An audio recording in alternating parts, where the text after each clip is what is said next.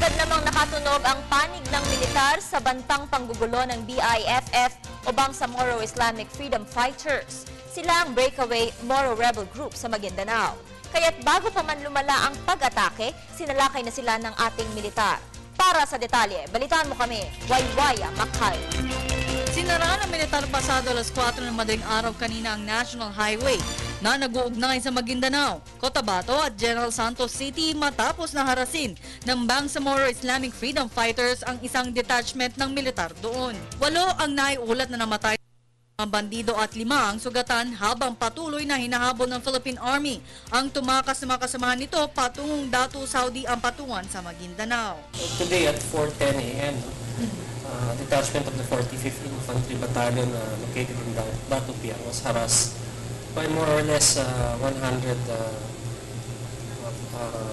lawless elements believed to be BIFF forces. As of now, that part of the highway is open, partially open to ensure that traffic and the transportation of people and goods can continue.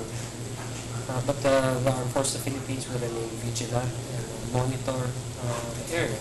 Natunugan ng militar ang pagsalakay ng mga bandido kaya nagkaroon ng bakbakan na tumagal ng 20 minuto. Hindi umubra sa puwersa ng militar ang mga bandido kaya agad itong umatras kung saan pinaulanan pa ito ng bala ang isang oil tanker habang tumatakas patungong barangay Gindulungan.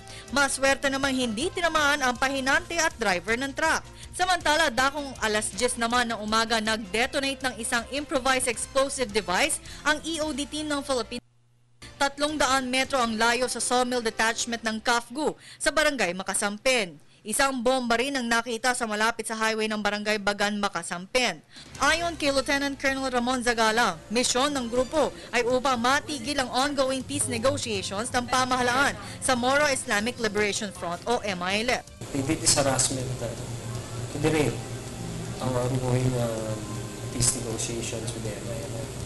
Ang BIFF ay kilalang breakaway group ng MILF na pinangungunahan ni Commander Ustads Amiril Umbracato na naghasik ng gulo noong 2008 nang hindi mapirmahan ang Memorandum of Agreement on Ancestral Domain dahil sa nilabas na TRO ng Supreme Court. Para sa Telebisyon ng Bayan, Waywaya Makal.